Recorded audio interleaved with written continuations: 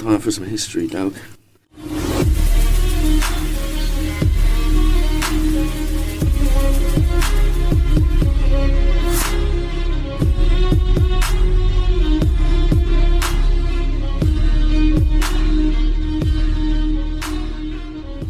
Absolutely abhorrent and gross.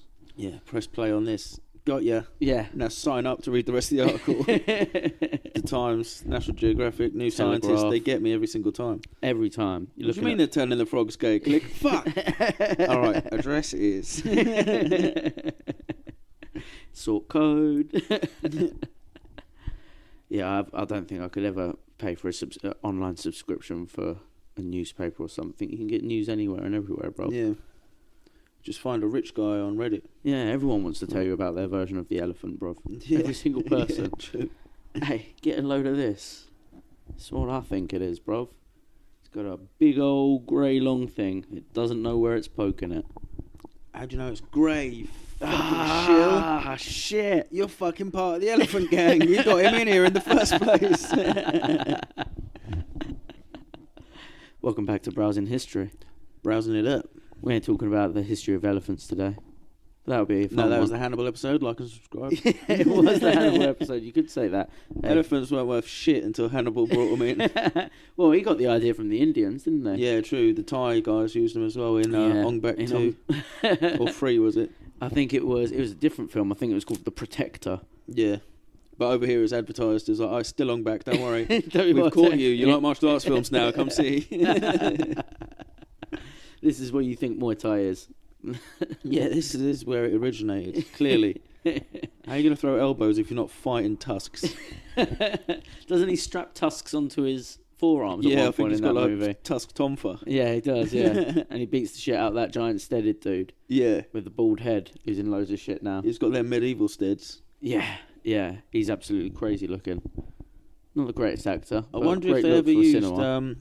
Because there was a big thing in NFL, Yeah. or it might have been baseball actually. Yeah. They were using the velvet off of antlers. Yeah. And that's full of growth hormone because Yeah, the they were antlers using appear that out. for- So they just rubbed that. Do you reckon like fucking Vikings and that ever used that?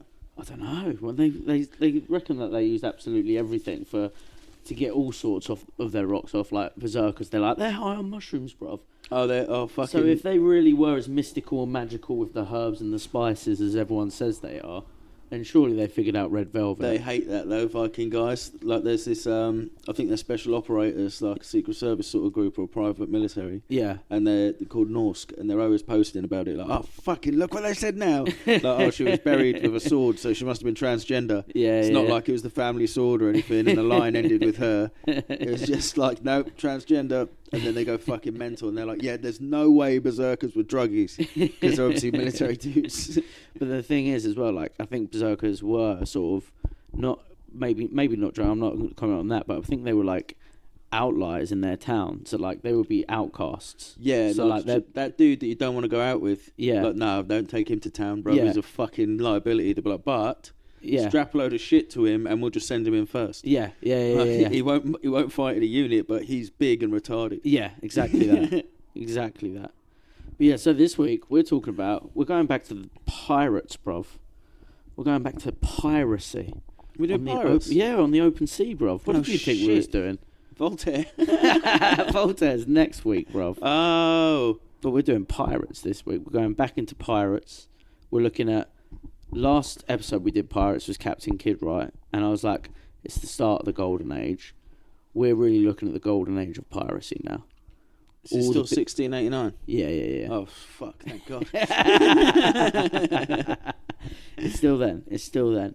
And this is like the real golden age of piracy. Not 1689, like 1715 when we get into it. Mm. And all the big names are about now. Yeah. Hornigold, he's a big chavvy. Vane, he's an important chavvy. Blackbeard's knocking about. So there's some great Welsh and Cornish pirates. There were some great Welsh and Cornish pirates. And Irish, Scottish. But if you think about it, they're right there in the sea anyway. Yeah, pretty much. If you go west, you're like, oh, fuck, there's nothing. We better get good at boats. Nicer countryside, though. Yeah. It would be. It's sort of like England's trying to stop you leaving, isn't it? As you get closer to the west coast. Stop pirating! Look at all the sheep. Come look at this cove, innit? Lovely. But also it's perfect. Smuggle my shit. Yeah, smuggling. Like there's all caves and natural caves and all the cliffs and stuff. That's it. So we're going to be looking at. The thing is with the pirates, well, in the golden age of piracy, right? They all knew each other and they're all knocking about, and sometimes they're like in little ways. Like scaffolders. Yeah, I used to work with him. Yeah, I know him. His firm's a load of shit. And like they all sometimes connect somehow to like old pirate legends like William Kidd, who was in our last episode and shit like that. And I think Disney fucking really missed out. I know they were doing whole movies on their rides and shit, and Johnny Depp, I get it, but they really missed a whole bit where they could have done like the Avengers of pirates, bruv. Yeah. And then brought them all together in one like Nassau Republic film, bruv. I'm telling you. Shit. That's kind of what they kind of alluded to it, didn't they? There was like the Chinese pirates, there was the old school David Jones pirates. Yeah, that's it. Keith Richards knocking about. They're replacing Jack Black. Johnny Depp. Jack Sparrow. Jack Black would actually be better as a lead pirate in a pirate series than... Yeah, he would be pretty good. He'd be better than he would be in Star Wars with Lizzo. Yeah. What the fuck is that? Star Wars is like, they need to change the name. But yeah, what you saying about... Oh yeah, they're replacing him with a real life Irish chick. Yeah. Well, so the character it's based on, I think they're saying it might be this Anne. Is it Anne Bonnet? Anne Bonnet. And I think they're saying it's going to be the characters based on her, an actual Irish pirate, a real Irish pirate chick, white chick. Undoubtedly black. Of course, Netflix don't think, or Disney don't think that way anymore, which is crazy. It's just mad. Yeah. Absolute madness. Are they ever going to be so diverse they're not diverse anymore? I don't know. So they were all brown now. Well, that AI did that, didn't that? That AI Gemini. Yeah, the Google AI. Yeah. What a fucking piece of shit. Yeah, that was fucking wild, wasn't it? So, no, we don't do real stuff. Historical context? No, none at all. None at all. So, the particular thing we're looking at when we're going back to pirates this time is we're looking at the Prince of Pirates, they called him. Ooh. Yeah. The Robin Hood of pirates, they called him. Ooh. Yeah. Oh, Black Sam. Black Sam. Samuel Bellamy. Absolute Nice. Donny. Pretty cool geezer. He's got a lovely little pirate tail. Like I said, he's connected with all the... A vestigio tail. What's a vestigio? The way you get born with like a tail. Oh, shit. No. He's just got a proper nice tail, like a nice little story. Real pirate story, you know. He treated both his crew and his captives with fairness and mercy. He's a bit of a demo boy, but he also like hated the monarchy. He fucking hated the governments, but he wanted to be out here and be a fair captain on the boat. Nice. He had all sorts of chavvies on his ship. Yeah, it said that like half of his crew was white, but then the other half was like freed slaves, and he also had a couple of like indigenous Southern American chavvies on his boat with him. No shit. He had there was one North American like proper Disney cast. Indian. Yeah. He had a proper Disney cast and that. Now that being said, people and historians on stuff I watched and listened to were like, look, we're not saying they got a vote. We're not saying it's hard on a boat, like, because they could just fuck you over a mutiny. But it's also like everyone was treated well in a way, but they can't tell like the social interactions on a boat. If someone's from England and shit like that, well, actually, England may have abolished slavery. Actually, not by this point. But if you're from a usual slave society and you're living in that world that's keeping slaves, and then you're having them free on the ship with you, I can't imagine you're still going to be the nicest guys to them. Oh yeah. Do you know what I mean? Maybe that's why they called him Black Sam. No, because he was a white guy. Yeah, but that's what I mean. He'd been calling it, oh, you're black fucking... And they're like, it must just be how you start sentences in English. Well, they started... Well, no, he got it for his long black hair. Because back then, everyone wore powdered wigs. Oh, yeah. And he was like, fuck that shit. Yeah. And he used to wear his long black hair in a ponytail. And everyone was like, oh, that's Black Sam. Nice. Which you got to think, for a white guy to be called Black Sam while hanging out with black guys... It's pretty cool. He must have felt like the coolest guy around, right? Or it could have just been a diss. Like, he's hung around with too many now, he's black. He's that one white guy. But we're going with him being born. Because he was actually born on the 23rd of February, 1689. So what have you got for us on who else shares a birthday with Samuel Bellamy? It has actually been a bit of a shitter for birthdays, the 23rd of February. Oh, really? Yeah, there's one really good one I'll save till last. Okay. But we got Francesca Simon. Who's that? The chick that wrote Horrid Henry. Okay. Niecy Nash, the black chick from Reno 911. Okay, I don't watch She's that show. actually like a big producer as well. Oh, is she? Yeah. Okay, nice. Not big, but like she's done loads of producing. Yeah, I mean, yeah. That's Emily Blunt. Oh, yeah, nice. I think that's, what's his name, sister as well. James Blunt's sister. James Blunt's sister, They're I actually think. related. I think so. Wild. Or that's just something that was in magazines before we had the internet. Yeah. Mate, you could have just made it up. Fuck it. Absol. He was in the group with Kendrick Lamar and Schoolboy Q. Oh, crap. He didn't have the same success as those guys, I don't think. Okay. But he started the whole black hippie group. Oh, okay. Nice. And Aziz Ansari. Oh, shit. Yeah, I don't really enjoy anything that he does. I'm not a massive fan of him. I think I've chuckled at a few jokes he's made before, but I'm not like a... Another guy follower that or I'm not a anything. big fan of, Go on. Mayor Amschel Rothschild. Oh, Yeah, shit. 1744, the founding father of international finance. Is he actually? Yeah, he's the main one. He's the main one. Yeah, not a fan of him. So that wasn't far off this, 1744. No, not at all. Not at all. And a good little fact as well, exact same date, 23rd of February 1689, is Yeah. when Mary II and William III of Orange Oh, yeah. took the throne off James. No way. James II and the 7th. No way. Yeah. Of England, shit. Yeah, man. So, they didn't take the throne until April, but in February they became co-rulers. No way. So Yeah. this is literally what happens just sort of part at the start of William Kidd's story as well. Yeah, So just as Samuel Bellamy's born, William Kidd is really starting his story as a pirate. Oh, okay. That's cool. That's really cool. Oh, yeah. Because that's why he gets the Blessed William. Because they're like, oh, we named it after the king. Because America's wink, wink. still kind of kicking off during all this period as well, aren't they? Yeah, just starting off. That's really cool. So I've got some dates. Oh, yeah. What events that happened on the events 23rd on of the February? 23rd, yeah. Go on. So the Diocletian, the Roman emperor, ordered the destruction of a church in Nicomedia, Okay. and that began the 8 years of Diocletian persecution, 303 AD. We lot of executions. But then, Big. Huge. 230 odd years later, 229 years later, Yeah. 532, Yeah. Byzantine Emperor Justinian I Oh, yeah. lays the first stone for the basilica in Constantinople, Gangster. Hagia Sophia. Yeah, the Hagia Sophia is a cool building, bruv. Oh, it's fucking so dope. Is it a mosque now, though? It is a mosque now. Yeah, yeah, it is. But I'd still go there. I think it's like sort of one place is on my gotta go lists. Yeah. It's a cool one.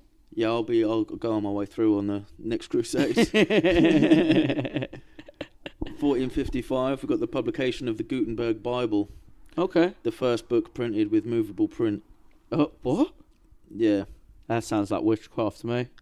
No, it's like one of the big printing presses, but you could move all the print around. Oh, I thought you meant the print could move in the book. Oh, shit. Yeah, no way. We were talking this Harry Potter shit on that That would be Bible. much more believable, wouldn't it? But yeah, no, I think it was called the Gutenberg Press as well, Okay. the movable print press. Nice, good on him. Another throwback to an episode, the Siege of the Alamo. Oh, So is that's it really? the precursor to the Battle of the Alamo. Yeah, That was yeah. the 23rd. Yeah, the siege started.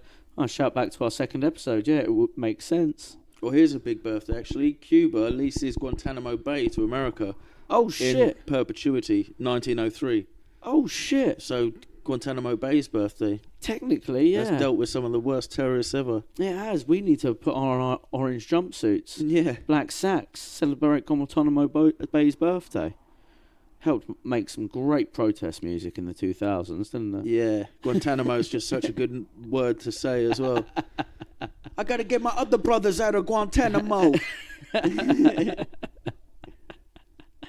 Also, Dirty Day, Go on. 1917.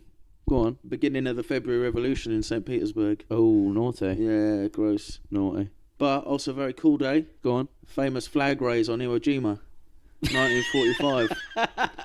And when they lifted the flag, all the boys got together. Yeah, that famous image. I doubt the people of Iwo Jima thought it was a great day. Yeah, no. Not at all, bruv.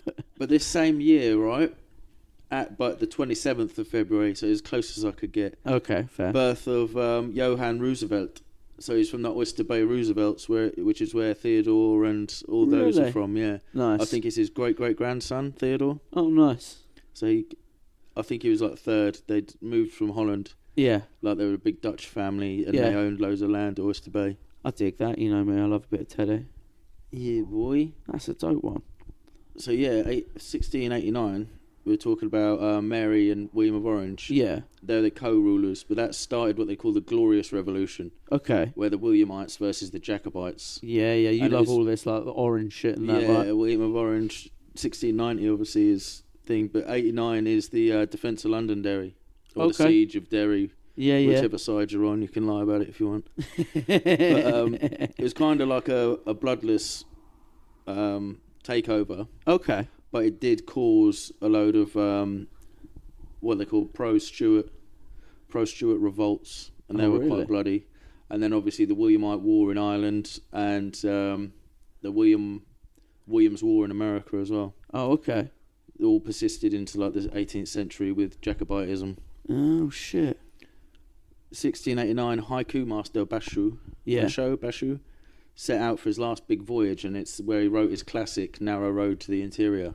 This is big man haikus. Big haiku, yeah. Where did he go? Do you know where we went on his world tour? No, I don't actually. It just said voyage. Oh.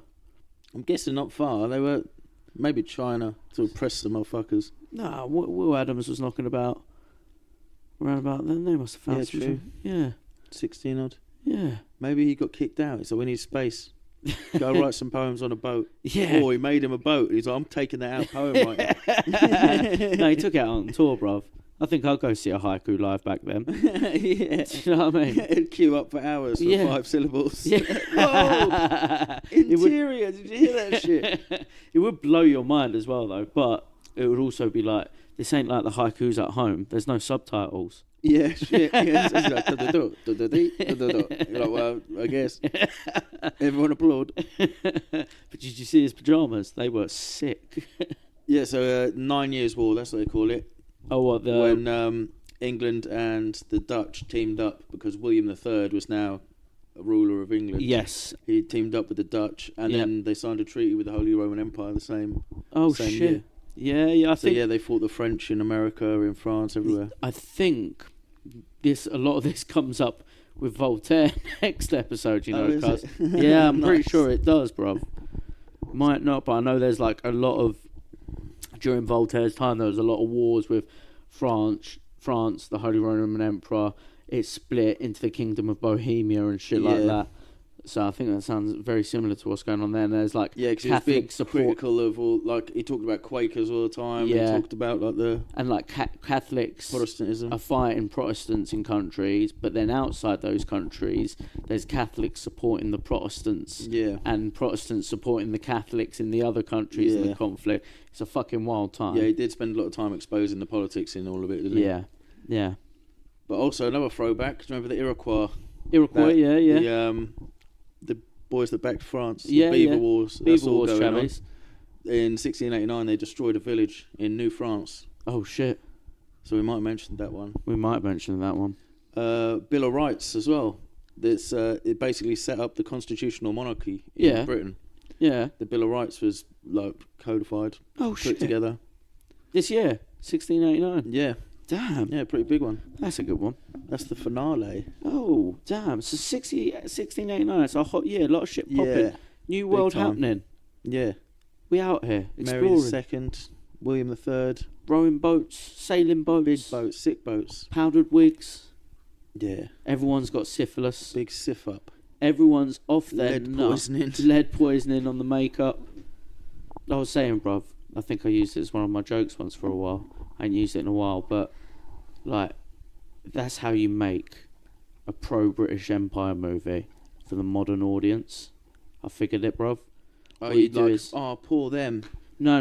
It's like this dark syphilis. Oh no. It's like because they're wearing powdered wigs, frilly frocks, and they're conquering the world, right? You got like a dark biographical Ridley Scott movie, except the entire crew of the ships is the cast of RuPaul's Drag Race. Yeah. You're totally slaying in that. Yeah, I am as well, and I'm oppressing. And like the audience won't know who to root for, right? Because you got the peaceful, at one with nature, festival hippie natives versus RuPaul and the lads off their face with syphilis and fucking lead-based makeup. Yeah, but they actually have a phobia, so they're the first transphobes. They're PTSD'd from the trans. Yeah, man. It's a wild time, a fun time. Let's get into Sam Bellamy, and I'll tell you about this Prince of Pirates and start painting this world that Disney missed out on. This beautiful, real, true, epic story of the actual Pirates of the Caribbean, bruv. Actual Pirates of the Caribbean. So, he called himself sort of the Robin Hood of the sea, and he sort of called his crew as well, like Robin Hood's men. Of course, like, obviously he took from the rich, but he didn't exactly, give to the poor. Yeah. Unless he count himself, him and the boys poor, which they probably were. Yeah. You know what I mean? Yeah, he's giving it to Indians and ex-slaves. Yeah, they're pretty damn poor, you know what I mean? But, yeah, Indians didn't even know the value of money. Imagine how poor that is. Yeah, right? I bet he was stoked, or I bet he was confused when he got some pieces of eight. Yeah, he's like, wait. Well, how am I supposed to fish with this? And, like, he only had a short career as well as a pirate. But he's considered as, like, one of the most successful and richest pirates that were about. Oh, he got out. He retired undefeated. He got out with $120 million. Oh, fuck. Yeah. In Yeah, modern. I think there's only like a Chinese lady that was richer than that, and she had like a fleet. Yeah, she was monstrous. She was monstrous. So, it probably won't surprise you, bro, if we don't know much about Sam Bellamy's early life. Not too much. I mean, the historians have figured out enough. But, obviously, back then, this is one of the things that makes pirates such a cool subject. Especially back in like the 1600s, 1700s, you weren't really getting noted down in the history books unless you was like high up a noble or some shit. But you got these normal, average working dudes, especially when it comes to piracy, just getting their names in the history books just by coming up and being like, I'm going to make some cheddar. Yeah. And I'm going to be real mean and real conniving about it. Or in Sam Bellamy's case, I'm still going to be a polite, nice motherfucker. Yeah. You know what I mean? Robin Hood this shit. I'm still going to say my please and thank yous. Just give me that gold, please. He's polite. Yeah. Nice. Yeah, he was all polite. He never... he ended his career with never torturing anyone. Lame. And he's disrespecting Guantanamo's birthday. and being fair to people he captured and stuff like that. Oh, nice. Yeah, so he was a bit of a geezer. It's like the last guy we did, the paperwork man. Yeah, Turned up like, by rights, this is my ship now, if you just sign here. Except he was the reluctant pilot and he didn't want to be a pirate. Oh, yeah, he's accidental pirate. Yeah, he was. But this geezer's like, no, this seems like a trade. Yeah, this seems I like could get into this. Yeah, that's it. This is a way to make money. So what they found out is that he was we found his like mum's when his mum gave birth. No, they found out when his mum died. Oh. And his mum died during childbirth, and that was on the 23rd of February, 1689. Ah, okay, so that's the date we got for him. But we also know that he was born the youngest of 6 children. That's a lot. Well, it's actually not that many for back then. For back then, it's not too bad, but it's still a lot. And he was in like a grim town, which was known to have like fucking potato famine and like shit diseased cattle. No, he's not Irish. He's not Irish. He just had shit potatoes. He just had shit potatoes, bruv. Somewhere in the West Country. I can't exactly remember where, but somewhere in the West Country they found him. I've probably got it somewhere in my notes. I can't fucking find it though. Oh, okay. Hittersley in Devon. Hittersley in Devon. Okay. Yeah, that's where he's from. So obviously he's struggling. He's from a shit little village. He's not having a good time. And at a young age, he left home to become a sailor. Nice. As is the story with most of these young pirates. Come take the king's shilling. Yeah, that's it. I'll teach you knots. And you better hope that you can fit one of them knots in your bumhole, because I'm creeping in there too, cabin boy. Yeah, warm it up. So, from a young age, he became enamoured with the idea of life on the sea from tales detailing the adventures of Henry Every, because Henry Every was from a similar area where he grew up. Oh, nice. So he Little was hometown boys. Yeah, that's it. He was well up for being a little bit of a fucking pirate from a young age, bruv. And 19th of July, 1701, we know that he's in the Navy by then, even as a young lad. And the need for recruits back then, at that date, was fucking huge. Because it's all kicking off. Well, yeah, that exact date is the start of the Spanish Succession War. Oh, shit. Yeah, bruv. So England and France duking it out over who they reckon should be the King of France. Yeah. It's an untidy time, bruv. And that's the same year the 13-year-old Bellamy secured a position as a ship's boy. He was aboard a merchant vessel. He spent the entire war at sea working his way up through the ranks. We don't know anything what he did in the war, though. There was nothing about him. Yeah, no glory. He's just a little kid. They Just reckon learning his trade. That's it. Climbing the rigging. That's it. They reckon he probably participated in some battles. There's only so much a kid on a ship can do during a battle. Powder boys, isn't it? They're just Powder running boys. bags of powder up and down. There was probably a point he had a little breakdown in the corner of a ship somewhere. Do you know what I mean? Yeah. Young un, not a great time. Make a good movie. Yeah, it would make a good A movie. little cry up in the corner. Fucking cannons blasting next to your head and shit. 1714, Spanish War of Spanish Succession finishes. Little win for us. Yeah, Fuck French boy. Standard. If it's Navy, Britain's got it handled. We got it. We got them ships. You know what I mean? Napoleon even knew it. We got them ships. The conflict ended, and while we have no records of the positions Samuel Bellamy held in the ships he served on by the time the war was over, we know he was at least an experienced sailor. Yeah. He got them skills up, bruv. He can handle some seamen. Yeah, that's it. You know? He can definitely handle a lot of seamen, bruv. A lot of seamen. But he's been climbing the ropes. He's got them skills. He's upgraded. He's got them level ups while he's out there. He might even be able to turn the wheel by now. I reckon he could turn the wheel. Buddha star. He's definitely got all the way up to the crow's nest before. Yeah. You know what I mean? Just running away from a horny sailor, scuttling up into the crow's nest. Forearms like fucking knotted steel. We know sometime around 1715 he made his way to the New Worlds, and he travelled to Cape Cod in Massachusetts. Nice. Some people reckon Big spot. Yeah, a big spot for back then. And some people reckon he had family in the area, and that's why he sort of headed that way, you know? There, he allegedly... He's out of work as well. A lot of the area is full of a lot of like out of work sailors, and at that point he starts hitting the taverns. He's hanging out at the bars. Rent boying. He's not quite rent boying. He's just having a good time at the bars, bruv. And gambling and that. Yeah, proper pirating. Pirating in the bars, but without the boat. Bar pirate. Bar pirate. Yeah, you can be one of them, bruv. So while at the bars, he allegedly made acquaintance with a young chick he liked, bruv. An actual young baby girl.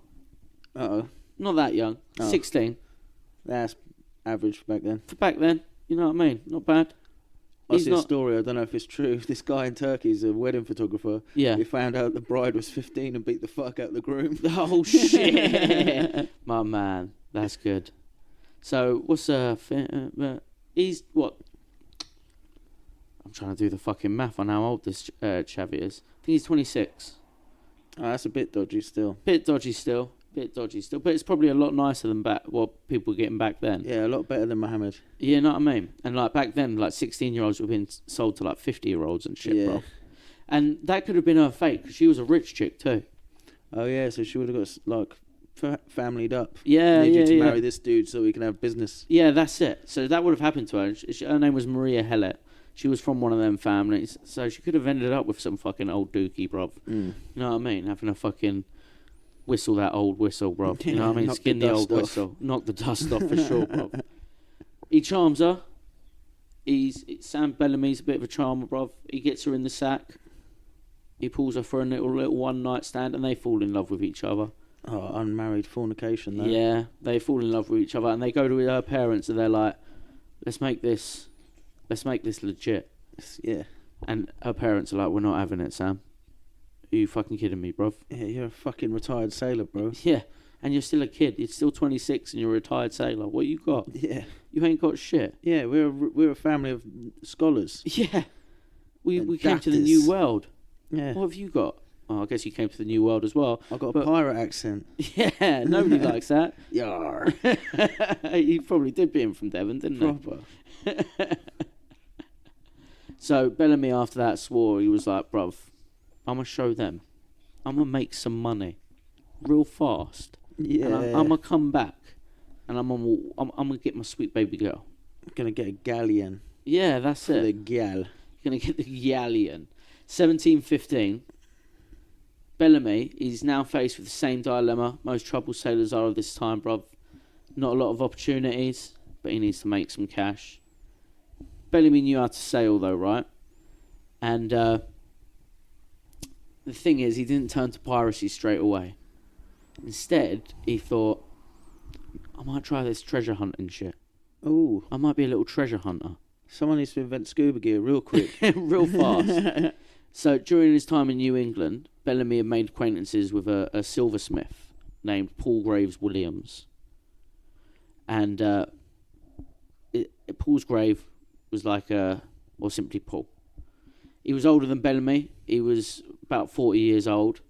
But he was from a prominent family that descended, bruv, from the Plantagenet family. Ooh. Yeah, big prominent family. But his stepfather was involved in some like shady dealings, such as like smuggling shit and the black market. And the way his stepdad used to fucking flaunt it, Paul's grave was a bit like, yeah, that's a bit of me, bro. Yeah. His stepdad used to come out with the fucking sovereigns and shit. Yeah, boy. Showing him the stuff they got off the back of the ship. Do you know what I mean? Fully Courtneyed up. Yeah, that's it. And he loved it. He wanted a bit of that lifestyle. Allegedly, Paul's sister was even married a man named Edward Sands, who was a friend of the notorious pirate captain, William Kidd. Oi, oi. Shout out William Kidd episode.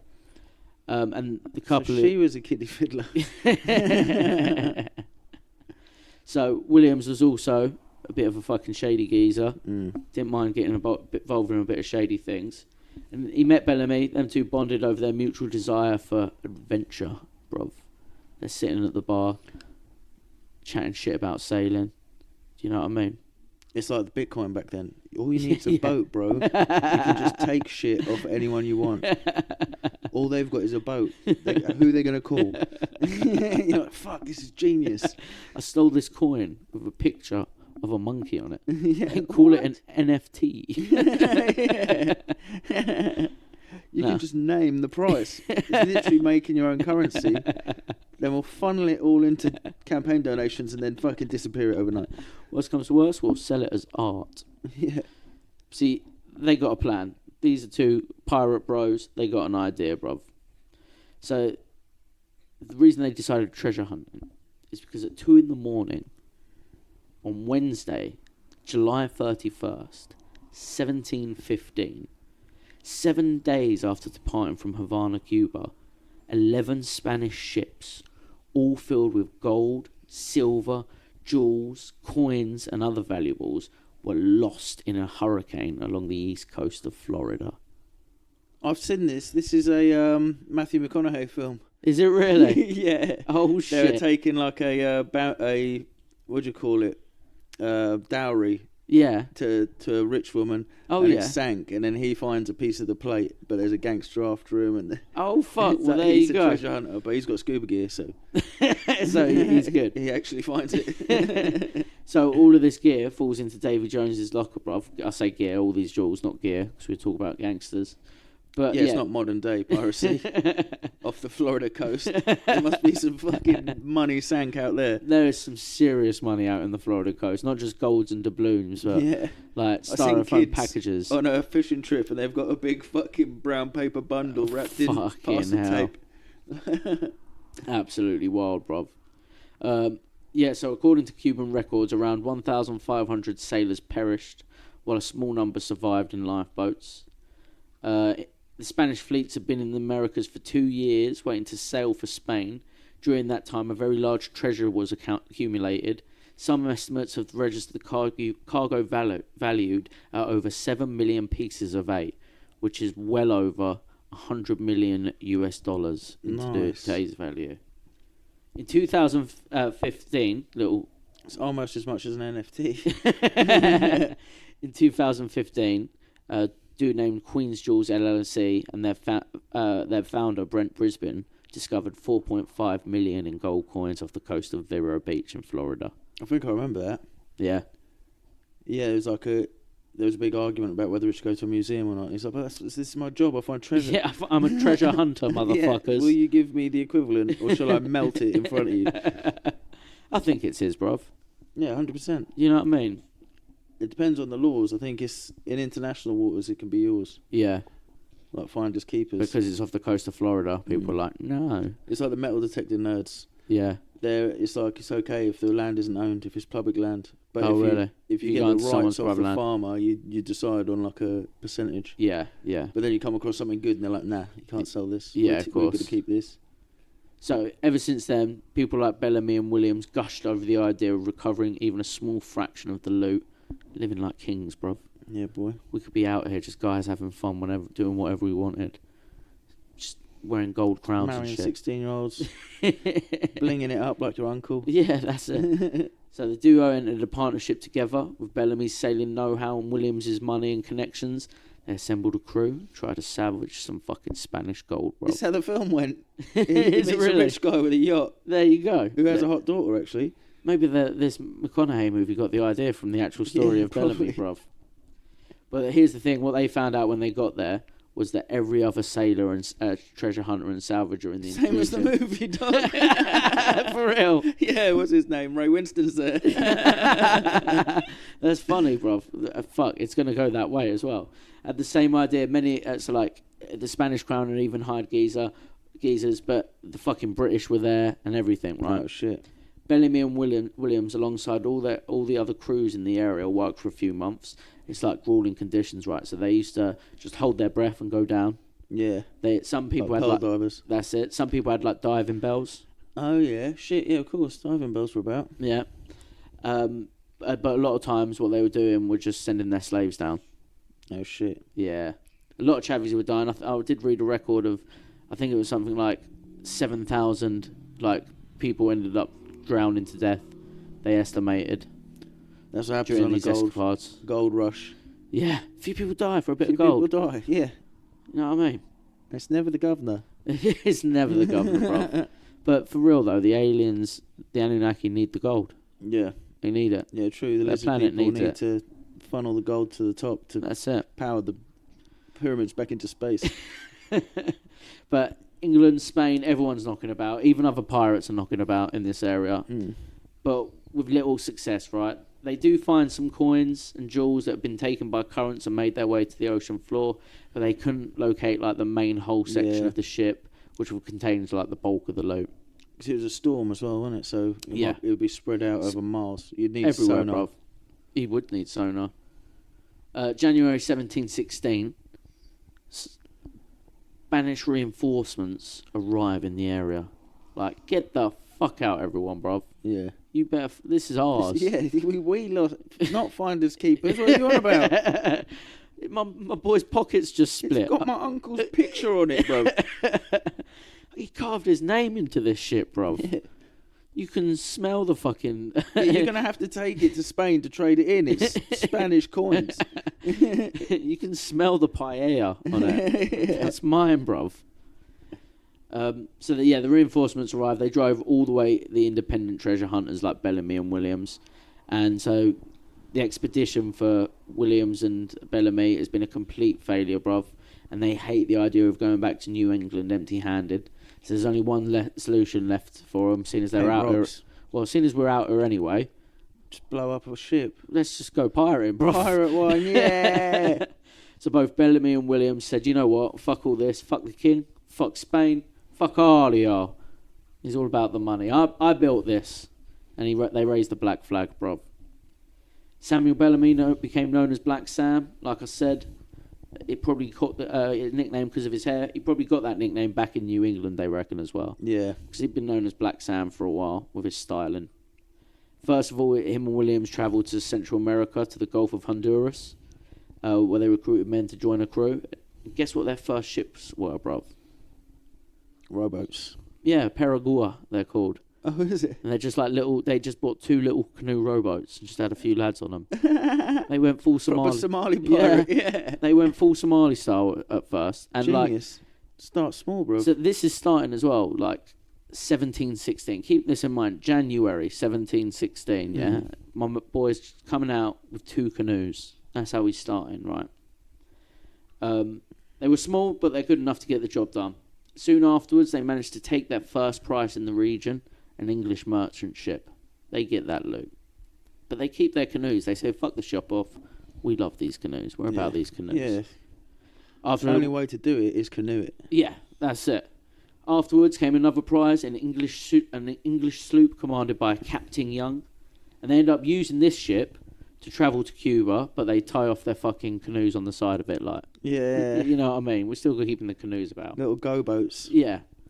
At the time in Cuba, it doesn't start off auspiciously, though, bruv. The first ships they encountered were a group of 4 sloops flying the English flag. Oh, no. Coming from Jamaica, they were under the command of a dude named Captain Henry Jennings. Ooh. Pirates were outnumbered, outgunned, bruv, so they had no intention of having a scrap. Instead, they turned to Jennings and they're like, just have the ship. Yeah. We got our canoes, Yeah. just have the ship. We'll just canoe one, bro. It's all good. 2-1 canoe one. We just found it laying around. Honest, Gov. It was a ghost ship. We wrangled a ghost ship. We knew you'd be about, so we came looking for you.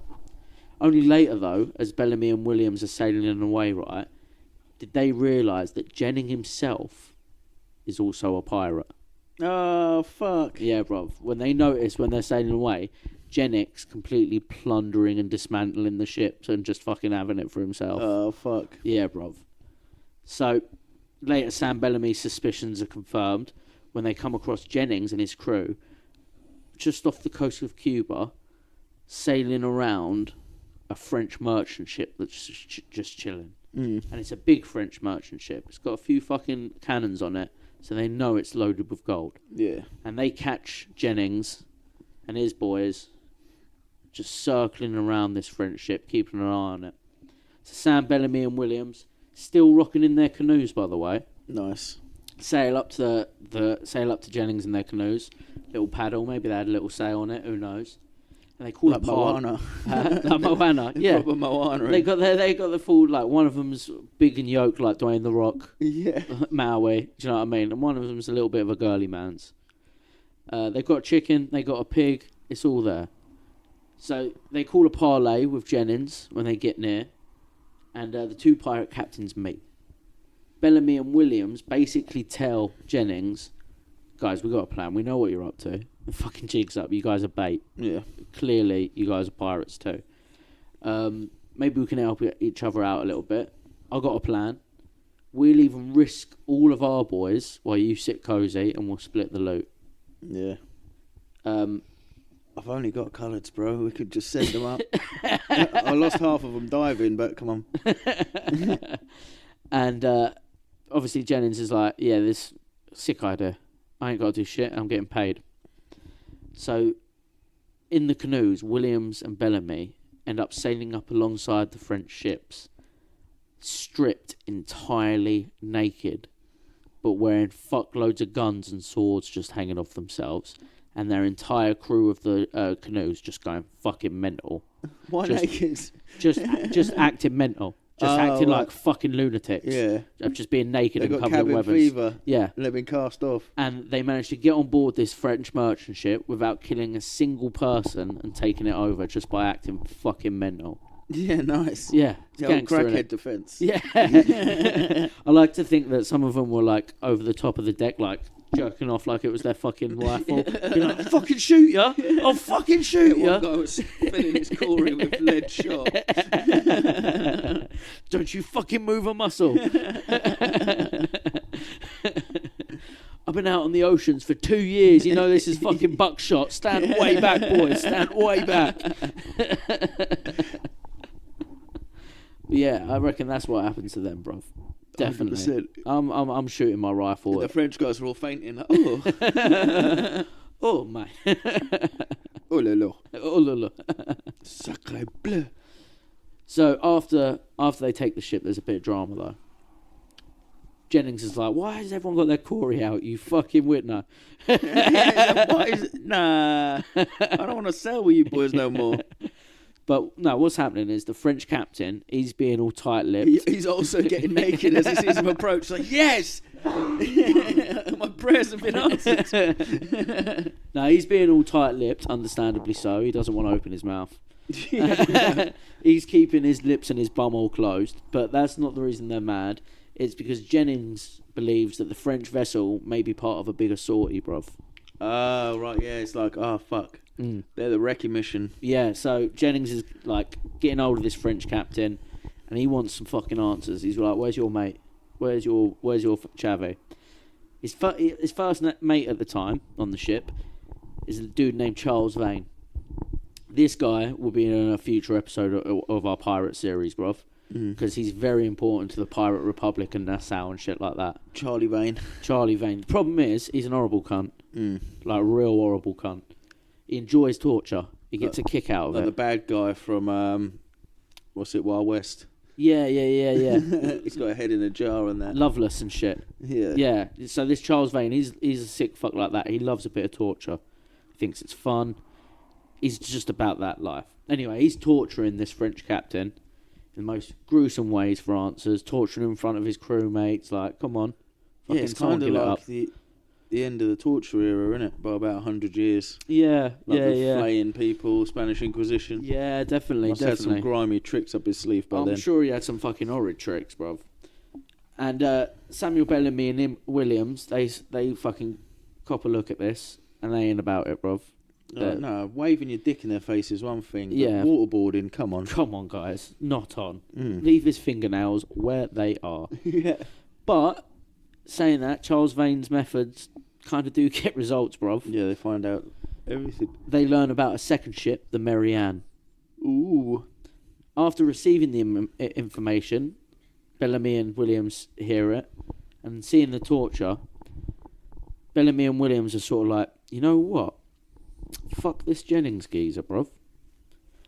Bellamy and Williams decide to pirate the pirates. Oh, they fuck off. They fuck off Jennings and his crew, fill their canoes with as much loot as they can, and head out for the Mary Ann themselves. Yeah, nice. And say fuck all this, bruv. Yeah, that guy's still fucking semi-erect torturing the dude. Yeah, like, we got the answer. Let's fucking go, boys. This guy's really getting into this torture, guys. Like, come on, we're gonna waste what is your deepest, darkest secrets? We're gonna waste a whole 45 seconds for this guy to come. Like, come on, guys.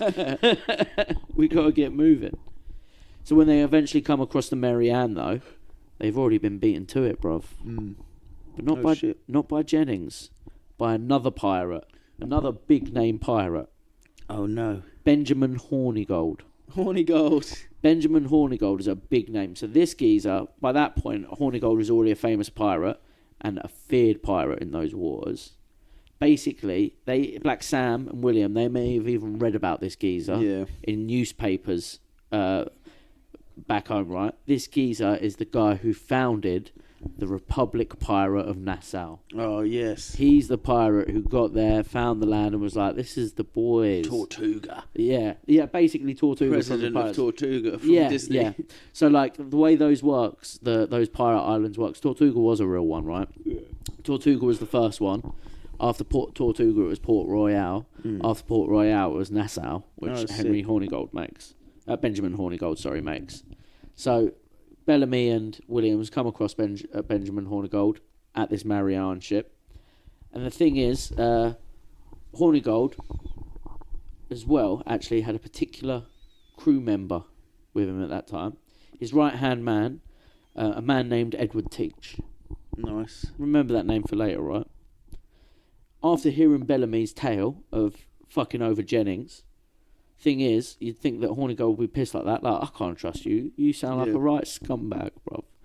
Thing is, Hornigold and Jennings have an old rivalry. Ah, it's like respect. Yeah, bruv. Hornigold loves it. Yeah. He thinks it's sick, bruv. So not only am I horny for gold, I'm horny for you now, buddy. Get in here, Black Sam. Tell me again how you got your arse out and fuck Jennings over. That was great. Come in here and tell these hookers. So he decided there was room for 2 more men aboard his fleet, so Bellamy and Williams joined the crew of Benjamin Hornigold. Nice. Pirate life is looking good for old fucking Bellamy. Do you know what I mean? It's paying off. He's in there with the literal prez. Real recognised real. Yeah, he's in there with the prez of the pirates, bruv. Prez of Pirate Republic. Soon enough, Bellamy began impressing everyone with his nautical skills and knowledge. It became evident that he was one of the most talented sailors in Hornigold's crew. He started climbing through the ranks very quickly. In fact, in just a few months, even though Bellamy was young and a junior member of the crew, Hornigold named him acting captain of one of the smaller ships, ahead of others who had seniority over him. Ooh, nice. Yeah, so he's now got his own ship. Yeah. Started in a canoe, now he's here. Yeah, boy. Started in a canoe, now he's real fucking scooping here. Turned up on the outrigger. That's it. So, this is a great time period for Bellamy. He's really fucking living it up, you know. He's claiming numerous loot.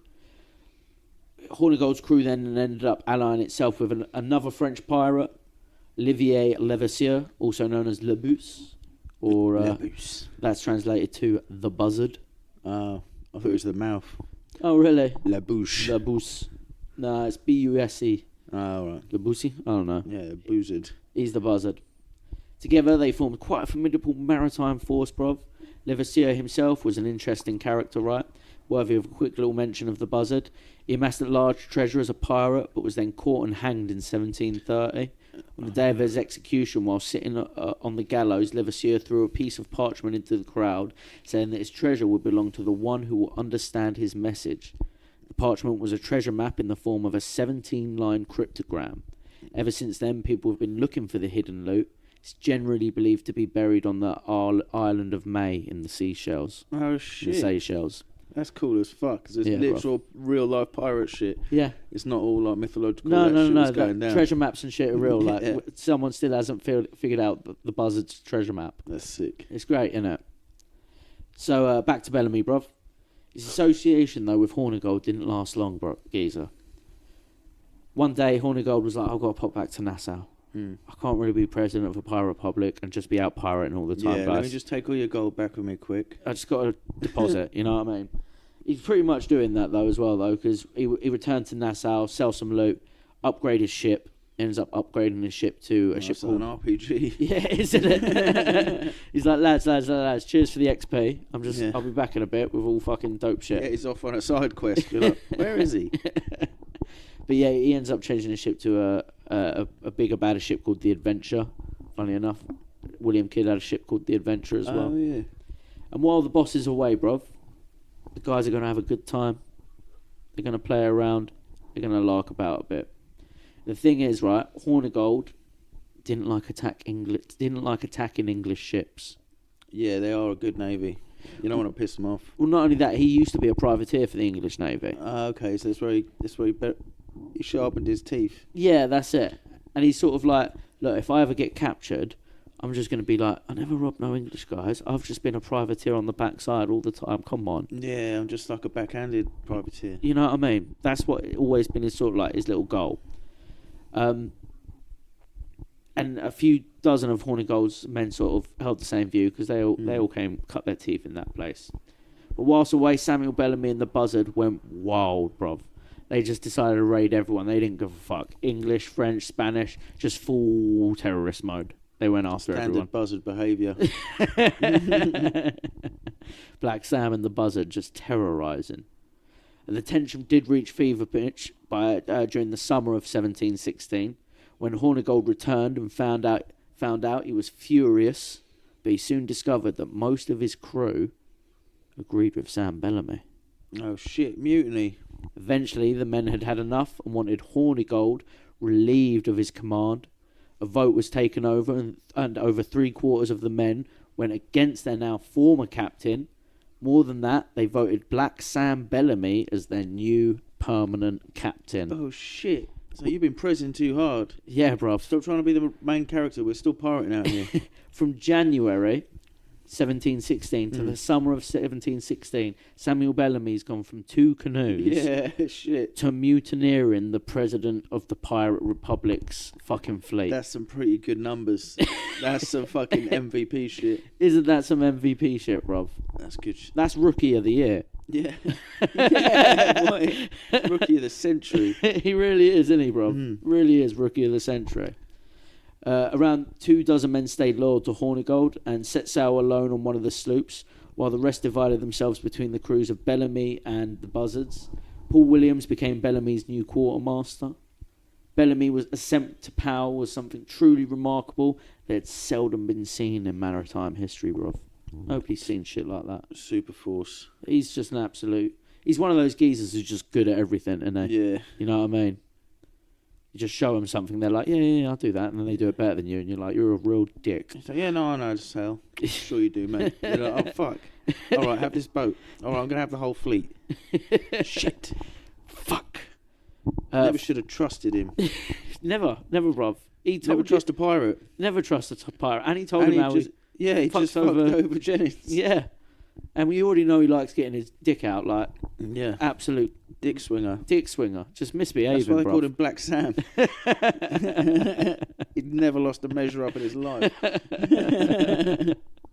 the remainder of the year, Bellamy sailed together with the Buzzard. They're a formidable duo, bruv. Took numerous prizes, loads of merchant ships just snatching up. There was on occasions when the pirates captured 2 ships in a single day. Nice. They even had, there was one point when they had like a pirate hunting ship called the Scarborough out hunting them, and they spent like weeks evading him, going through like fucking different islands and sliding through like passageways that they knew only their boats could fit through, and this warboat can catch them. Nice. Came across like 2 sunken ships which the Scarborough had gone after, who were pirates as well. But Sam Bellamy played like the hero, like, boys, we're here to fucking get on, lads. We're to fucking rescue. Didn't tell them. Yeah, that ship's knocking about looking for us, by the way. Sorry about that, lads. They did get fucked over by one French ship at the, during all this, though. Can't remember too much of the details, but they were out, and this French ship sort of fucked the Buzzard and fucked him over a bit. Yeah, I think French cannons were better at this point. Oh, were they? Yeah, they had like I think it was different cast iron or something. Yeah. And they had like a breathing hole in the top where you put the fuse. They had another hole so they could pierce, and they'd use bags so you could get a much more accurate shot or something. Oh, fair play. Yeah, I think the French did have some, but they just couldn't beat the British Navy though, could they, bro? Yeah, no. You can't. It's about heart. Britannia rules the waves. It does. Unless you're a pirate, because these guys seem cool as hell so far. Yeah, but the British pirates are alright as well. Yeah, they are mainly... I mean, the Buzzard waves. The Buzzard seems alright. He seems like an alright guy. Yeah, it's because he's scared of the other British sailors. It's true. All the big pirate names are all British dudes. Yeah. Blackbeard, Hornigold, Jennings, Vane, Samuel Bellamy. They all had country accents. Yeah, all had West Country or Scottish accents, bro. The French dude couldn't understand them anyway. He just kept looking down at their knobs like, okay. Bellamy would end his career as a pirate captain with over 50 prizes to his name. Most of them occurred during this time period of just him and the Buzzard knocking about. Among them was a British merchant galley named the Sultana, which became Bellamy's new flagship at the time. Got dried out in the sun. A little bit weakened. Williams ended up giving him the command of his previous vessel, the Mary Ann, to his homie Williams. So there was now a fleet. Yeah. Williams, Bellamy, and the Buzzard. Yeah. Yeah, bro. Once it started getting a bit hot, like I said, the Scarborough was out looking for them. They got fucked over by this French ship. Round about this time, Woodes Rogers, the governor of the Bahamas, swore to get rid of piracy in his region, and he got a bunch of more warships coming over. So in early 1717, the Buzzard and his men said, "Fuck all this. It's getting a bit hot over here, lads." I'm happy with what I got. No, got a new chain. He went, "I'm going to South America. I'm going to carry on pirating somewhere else." Yeah, just going to go down the south coast. I'd pirate the Aztecs. Bellamy, though, was like, "You pussy, bruv. I'm about this pirate life. I am the pirate of the Caribbean. It's the pirate's life for me. That's it. That's all he wanted. So he decided, you know what I'll do instead? I'm going to go rob myself a bigger, a stronger, a faster ship. I'm just going to go rob me a new ship, bruv. So Goes against the president of Nassau's new ship. Well, he heard of this ship called the Widder Galley. It was named after the Kingdom of Widder, an African coastal territory today known as Benin. Oh, right. They're big slavers. They are big slavers. And that's the thing, it's a big slaving ship. Oh, nice. Loads of space for loot. Well, it served as a major slave trading ship. It was commissioned by a wealthy London slave merchant, and it was and a member of Parliament named Humphrey Morris. It served as a slave galley. The Widder Galley left on its maiden voyage from England in early 1716, travelled to Africa to collect slaves and valuables such as gold and ivory. It was captained by Lawrence Prince, a Dutch officer who previously served as a privateer under Henry Morgan, another big pirate name. Captain Morgan. It then went to the Caribbean, where it traded for other commodities such as rum, sugar dyes and spices. And in February 1717, the Widder Galley was on its way back to England. This is all madly Voltaire, actually. What do you mean? Like he talks about the price of sugar. Yeah. Like the actual human price of sugar. Yeah. Slaves from Benin, trading your own men. That's literally what this Widder Galley was doing. And it's on its way back to England after trading its slaves for sugar and rum. Candied. That's it. Dyes, spices. To do this, it had to traverse through the treacherous waters of Cuba and the Bahamas. Guantanamo. But yeah, there we go. And obviously we know that's the Caribbean. That's where Bellamy's knocking about. Yeah. Being the real prince of pirates. Mate, news must have been so valuable back then. Oh, yeah. Bellamy, that's a big old ship. You're going to like it. Yeah. Fuck off, is there? How'd you know? I'm just slightly faster than it. It's a day behind me. Yeah. Give me 10 bags. Yeah, that's it. It's very fucking true, bruv. The Widder Galley came through. It's just dropped off its slaves. Spit in your hand. Swear down right now. I'll fucking fist fight you over it, bruv. Yeah. I'll fist fight you over it. Right, sounds like a good time, lad. Let's go. So, Captain Prince, who was the geezer of the Widder Galley coming back to England, was confident that his ship had the speed and manoeuvrability to deal with whatever peril it might encounter. Eventually, what he expected to happen happens, and Prince notices that there was two ships following him. A warship and a custom-jobbed merchant ship. Nice. Of course, these first two ships, bruv, is Black Sam Bellamy and the Sultana, and fucking Williams aboard the Mary Ann. Oh, you're getting pirated, boy. He's getting pirated, bruv. And Sam wanted this ship, because Captain Prince was like, I'm booking it, bruv, I'm cheesing it, I'm out. And his ship was faster, so he should have been able to escape. But the chase ended up lasting 3 days. Oh, mate, imagine just shitting yourself. And there's 3 days. There's like a building full of dudes behind you. You're like, come on, wind. Come on, wind. No land around, nothing. Yeah. Just being like, you'd start blowing at the sails yourself, wouldn't you? Come on, yeah, bro. Didn't have science back then. It would have worked. All of us just blow at the same time. 3, 2. You would have passed out. Like Orlando Bloom. Throw all the forks. Blow the sail. You will end up passing out from blowing too much. Yeah. Wake up and they're just closer. Fuck! But yeah, 3 days is a long old boat chase, isn't it, mate? Yeah. That must have been terrifying. And each day they're getting a bit closer and closer. And you're like, fuck! Yeah, you're on watch. It's like, I swear it's getting bigger. At night, like, I'm the guy that has to tell the captain in the morning. Is that a fucking knob hanging over the edge? Is that Black Sam's fucking outrigger?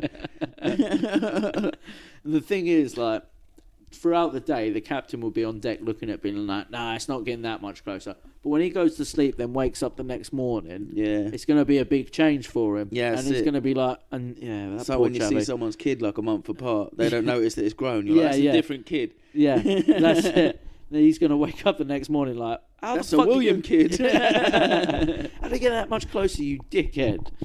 Yeah, poor Chavies, bruv. It lasted, it covered 300 miles of open water as well. Fucking hell. Through superior seamanship, the pirates managed to catch up with the Widder galley. Now came an important decision for Bellamy, though. He was fairly certain that he had the firepower to defeat the slaver ship. But he didn't want to break it. An all-out battle would break the ship, bruv. That's the thing. And they're in open water, so he wouldn't have been able to like make any serious repairs or anything like that using all the 3 ships. Yeah, shit. So it's risky, bruv. And Prince, he realised the same fucking thing. Plus, I don't think I got a chance of fucking both those boys up. Yeah. And even if I do, I'm probably going to be pretty fucked. Yeah. So I therefore, might not make it to shore. that's it. We no idea where we are right now. Therefore, after just a couple of token cannon shots, Captain Prince surrendered. Afterwards, he was relatively relieved to discover that Bellamy lived up to his reputation as the Prince of Pirates. Nice. Yeah, bruv. Prince met a real prince. Yeah, that's it. He met the real deal, bruv. So the pirate's mood was undoubtedly improved when he discovered that the cargo holds of the Widder galley contained chests filled with tens of thousands of gold coins from the slavers. Yeah, boy. Which represented the entire haul of the ship's long trading expedition. So not only did he get a new shiny ship, he got a big payday, bruv. Yeah, they're on the reload. They're coming back for more slaves. Yeah, that's it. You would have been stoked if you was Bellamy and you found that, wouldn't you? What a find, bruv. I finally got my dream ship. Ooh! Yeah. Oh shit, I can retire on it too. Yeah. Bellamy transferred all the cargo from the Sultana to the Widder, also adding 10 cannons from the Sultana onto the Widder. Yes. So to the 18 already present on the Widder. So all in all, it ended up now with, he's got the biggest gunship in the sea, nearly. Yeah, he has like 28 guns on this Widder galley. That's good going. Yeah, it's a good ship, isn't it? He even allowed Captain Prince, and his men to keep the Sultana and sail back to England. Oh, nice. Yeah. Yes, I don't need this anymore. Yeah, have this one, lads. See, he really is a I good wonder if geezer. you made him move the cannons, though. Yeah. So you carry these big, heavy fucking things, and I'll let you have it. Yeah, fair play. Move these cannons, and you get to keep this one, lads. We won't toss you into sharks. Fair Taking deal, their really. bed sheets and that, they're allowed. Their fancy bed sheets. Yeah, definitely stealing the boys' hammocks, the posh hammocks, isn't you? Yeah. So at this point, Black Sam Bellamy was captain of one of the most powerful ships on the sea, whose cargo hold was filled with treasure. It may have been a smart move to get out while he was on top. But did he? Did he fuck? It's the pirate life that's for him. it. Did he fuck, bruv? The temptation for further riches, fame and glory was just too much, bruv. After taking it over with the crew, Bellamy decided to travel to the eastern coast of North America and just carry on pirating. Starting from New York and going down to the Carolinas, the pirates took several prizes during this. This time, one of them was the Anne Galley, which had added to his fleet under the command of his quartermaster, Richard Nolan. Another was a sloop commanded by a dude named Captain Beer. Captain Beer. Captain Beer. Beer and Sam and Captain Morgan got together. That'd be sick. Well, here's the thing, right? Sam Bellamy liked beer, bruv. Yeah. Not only did he like beer, but he liked Captain Beer. He liked the geezer. Nice. He thought he was all right. And he wanted to return to command of the plundered ship to Beer and all his boys, but was also like, but you got to join us. Come alongside us. Yeah. And Beer was like, I'm not doing that. I'm an honourable man. At that point, Bellamy was like, I'll still give you your ships. I'm a top geezer. But he put it to vote to the lads, and the lads were like, what, they think they're fucking better? Nah, bruv. Burn that shit. Yeah. Burn that. And Bellamy, being a geezer, he offered it again. He said, lads, I've got to burn your ship because it's what the crew want. Yeah. I've been out. They're all acting nutty naked. Yeah, getting naked and shit. If I don't burn that shit, they're going to be fully naked in a bit, bro. Yeah. One of them has been sailing for 1.5 years since he last shot a load. You don't want to see him fire a load, bruv. And they still turned down Bellamy and his crew. Too honourable. So at this point, this inspired a speech where Bellamy espoused his hatred of the rich English aristocracy. You are a sneaking puppy, and so are all those who will submit to be governed by laws which rich men have made for their own security. For the cowardly whelps have not the courage otherwise to defend what they get by knavery. But damn you altogether, damn them for a pack of crafty rascals, and you who serve them for a parcel of hen. hearted numbskulls may vilify us, the scoundrels, when there is only this deference. They rob the poor under the cover of law forsooth, and we plunder the rich under the protection of our own courage. Had you not better make them one of us? Yar! Yar! Everyone's fucking quickly putting their trousers back on, fixing up their Molotovs. Yeah, had you not better make them one of us than sneak after these villains for employment? Nice. He's a boy, bro. He is. Isn't he? Bit commie, but I like it. No, he's not. No, what he's saying is, look, you work for these fucking scoundrels. Bourgeois. You work for these absolute scoundrels. The real life scoundrels. They're real life fucking pieces of knaves. They're knaves. And you're their puppy, bruv. Yeah. And you're serving them happily.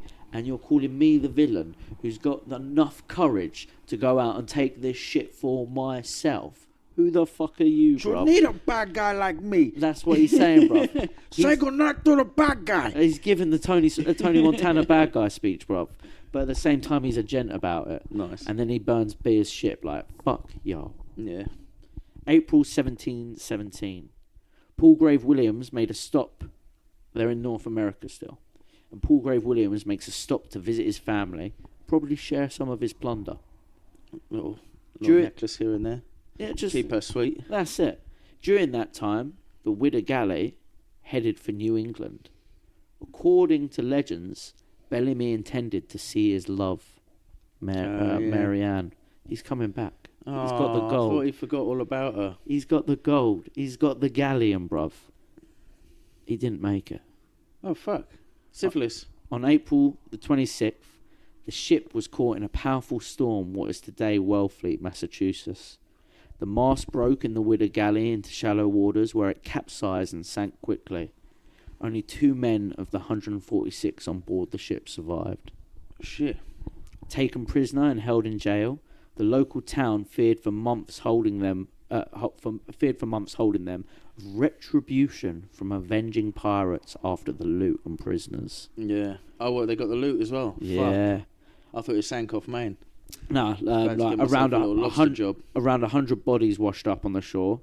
They ended up being buried in a mass grave, but 40 of them remained unaccounted for, and people flocked to the beaches near the wreck as coins and jewels started floating up on the shore. Hell.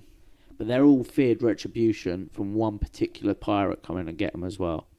Do you remember that chavvy I mentioned earlier, Edward that Teach? Fucking crazy guy, yeah. No, Edward Teach, who was the apprentice to Hornigold. Well, by now, Edward Teach had come up as his own big bad pirate.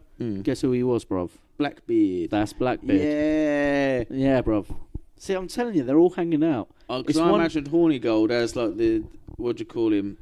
Barbosa from Thing. Like he's got the beard and he needs an apprentice to do the whole tricorn and feather and the eye patch. That's it. And that's Blackbeard, bro. Pirating out. That's what I'm saying. Like they've got all of the boys hanging out. Yeah. All of the boys hanging out. All crossing paths and shit. This is Avengers movies times 10, bro. These pirates. So the location of the shipwreck itself remains a mystery for almost 270 years. It wasn't until 1984 that maritime archaeologist Barry Clifford tracked down the remnants of the Widder Galley. Fuck. Back then, such discoveries from the golden age of piracy were still almost unheard of. The following year, Clifford and his team recovered the ship's bell, which had the words "The Widder Galley, 1716" inscribed on it, thus proving conclusively that the wreck was once the flagship of Black Sam Bellamy. Yo. The Widder Galley became the first ever pirate shipwreck authenticated beyond any doubt. That's cool as fuck. In the decades that followed, over 200,000 individual items have been recovered from the wreck. This included lots of treasure, such as gold coins and cannons stuffed with loot and gold and jewellery. They were going to shoot it onto the shore or something? No, it's just they had that much fucking loot. They just didn't have space. They just didn't have space. That's so he amazing. was coming home rich. Yeah. But archaeologists were more interested in the personal items that revealed to us new notions about the pirates from the Golden Age. For example, they found there was always reports that there was this young orphan kid who was like infatuated with pirates. And there was a story that he ended up being on board Sam Bellamy. Like Bellamy was like, cool. "Yeah, come on board, kid. We'll fucking apprentice you up." Roger. Yeah, that Roger. Oh, Roger the cabin boy. That's it. He was a young boy named John King. He was only like 10 or 11. And in the wreck, divers recovered the shoe silk stocking, and most disturbing of all, the leg bone of a boy that age, seemingly proving that John King in fact existed. That's cool as fuck, isn't it? As for his sweet baby girl, who he was trying to get home to, who'd she end up married to? She entered New England's law in her own way, bruv, as the Sea Witch of Billingsgate. Fuck, she went full on. She went pirate twisted as well. Well, when he left, Mary became pregnant following their little fucking romp. Months later, and obviously her parents fucking disowned her after that. Yeah. Sex before marriage, child out of wedlock. Shooting the cobra venom, bruv. One pump. One pump, done. Months later, on a cold winter night, after giving birth,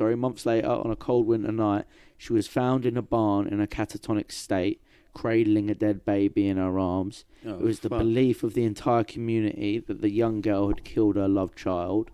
So obviously, she needed to be punished.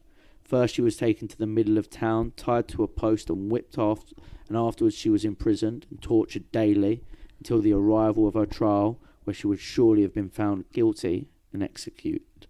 Fuck. Every day the town filled with Mary's wailing and screaming. The girl pleaded with her captors to simply let her die, but they refused. And this is the legend about her. One day a visitor approached Mary's cell. He was a well-dressed, well-spoken man with a gold-tipped walking cane. He talked with Mary and convinced her that the entire world hated her and wanted to make her suffer. As her rage grew, the man produced a contract and made her an offer she couldn't refuse.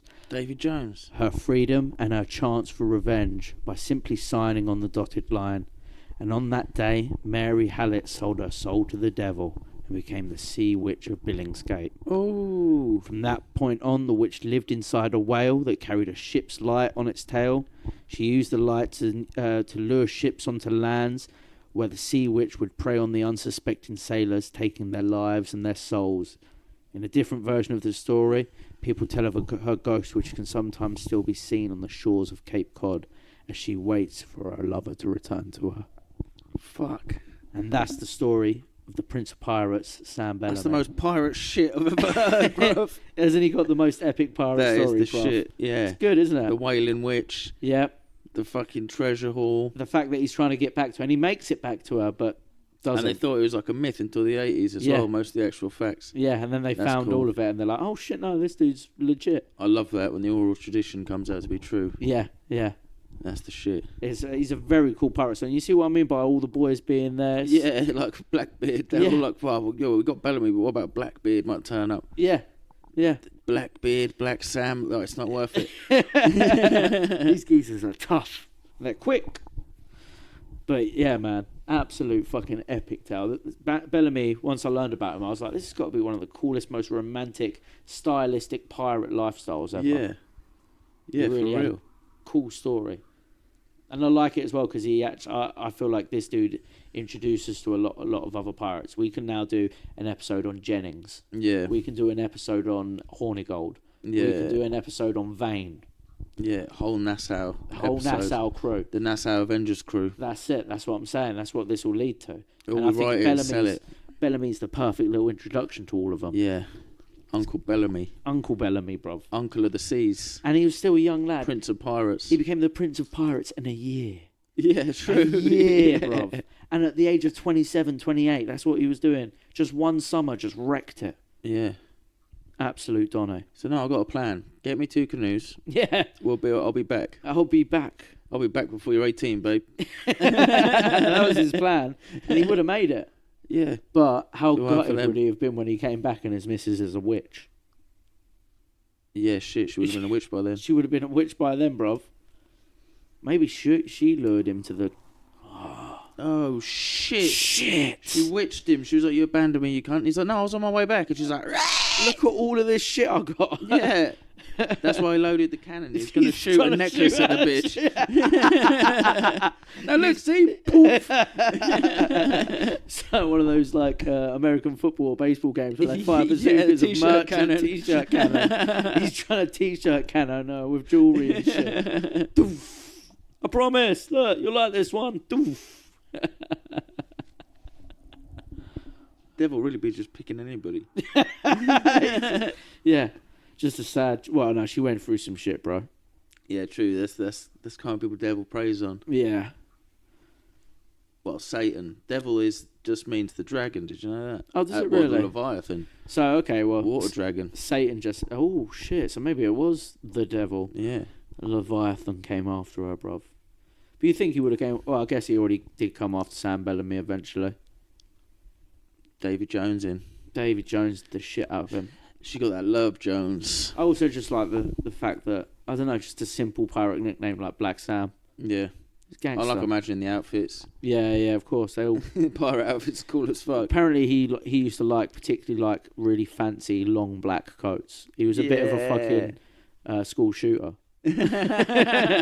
Long black hair and a ponytail, long black fancy coat. Nice. He's out here school shooting with Little the bling. Hugo Boss. Yeah. Historic accents. It is wild that they all had fucking those ridiculous accents in it. Yeah. What a fun time. Apparently that's where, because of the involvement in the sailors with the slave trade, they're learning English from Cornish dudes. And that's where the whole backwards southern slave talk comes from. Oh, so like that's a promise in that, sir. Like, all that comes from like farmer talk. Like, I used to be promising that. Oh, shit. Yeah. Wow. Yeah, that makes sense, doesn't it? Yeah, man. So we definitely do a pirate series. The Boys of Nassau. Yeah. We'll finish it up. Collection. Oh, shit, bro. Next week isn't... Voltaire. Voltaire. Next week is part 2 of the Crusades. Oh, yeah, boy. Yeah, boy. Next week's part 2 of the Crusades. Week after is Voltaire. Nice. Yeah. Tune into Browsing History. Like and subscribe. Tune it all in. Listen to it all. Tune in your wireless. Oh, tune in on the Spotify, the Apples, the Googles. I think... AI your own one out of nowhere. See if it's any good. Send it to us. Everyone complaining about using AI and shit. They're suckers, bruv. I'm telling you. It's a laugh. Yeah. I'll make some good images out of it. I've made loads of adverts where me and Mr. Beast promise people money, and I've been seeing pretty good returns on it. Also, June 25th, Backyard Comedy, London. Oi. I'll be there. Yeah, the backyard, but not a competition one. I'm just doing a full 5-minute set of their new acts night. Yeah, sick. Yeah, bruv. So nice. if you can make it, guys, Backyard Comedy, 25th Started of June. in your canoe. Now you got an outrigger. That's it. Hanging out on the Chappelle stage, the same fucking deck that William Kidd was knocking about on. You know what I mean? You should light a cigarette like that wrestler. I saw Gable do it.